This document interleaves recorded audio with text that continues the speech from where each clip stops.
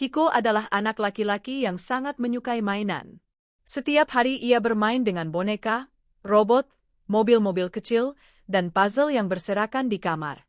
Suatu sore, saat sedang membereskan mainannya, ia melihat sesuatu yang aneh. Sebuah pintu kecil tersembunyi di balik lemari. Pintunya berwarna biru muda dengan kenop berbentuk bintang. Kiko ragu-ragu, tapi rasa penasarannya lebih besar daripada rasa takutnya. Perlahan, ia membuka pintu itu, dan cahaya hangat menyelimuti kamar. Kiko melangkah masuk dan tiba-tiba ia merasa terbang melalui lorong penuh warna.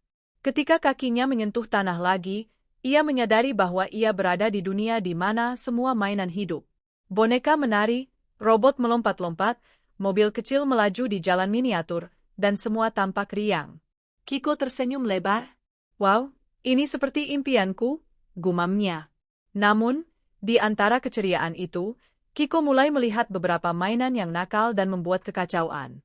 Ia tahu, jika tidak segera bertindak, dunia mainan bisa menjadi berantakan. Saat berjalan-jalan, Kiko bertemu dengan Mimi, boneka lucu dengan pita merah di rambutnya. Mimi menyapanya, "Halo, siapa namamu?" Kiko menjawab, "Aku Kiko. Aku baru di sini."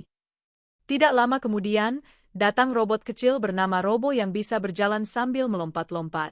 "Kamu pasti teman baru." "Aku Robo," katanya riang. Sebuah mobil balap kecil bernama Zomi juga ikut bergabung. "Ayo, kita tunjukkan dunia ini padamu," katanya sambil melaju cepat, meninggalkan jejak cahaya di tanah.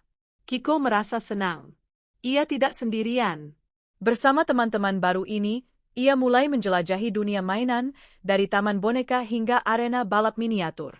Tapi Kiko masih penasaran dengan mainan nakal yang mengacaukan dunia. Di tengah taman, beberapa mainan mulai berbuat nakal.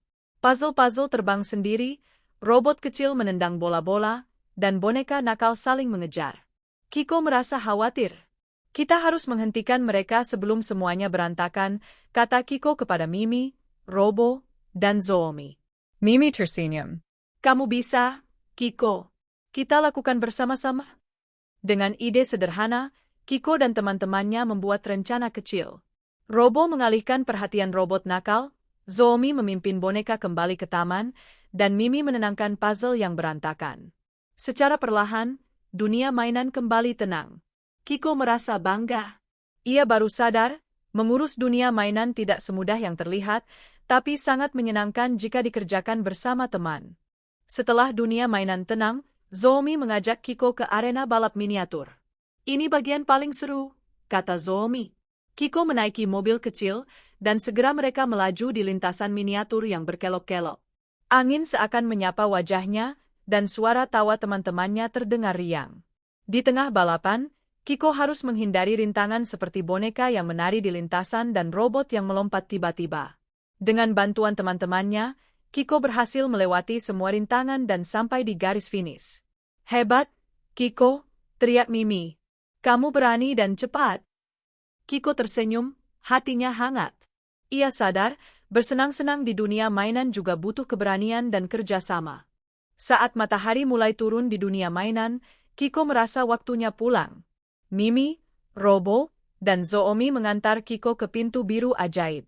"Terima kasih sudah menolong dunia mainan," kata Mimi. "Kami akan selalu menunggumu kembali," tambah Robo. Zumi melompat-lompat. Jangan lupa bermain dan bermimpi. Kiko menoleh sekali lagi pada teman-temannya, lalu melangkah melalui pintu. Seketika, ia kembali ke kamarnya sendiri. Semua mainannya tampak biasa lagi, tapi di hatinya, Kiko tahu dunia mainan ajaib itu akan selalu ada di imajinasinya. Ia tersenyum lebar dan berbisik, "Sampai jumpa lagi, teman-temanku."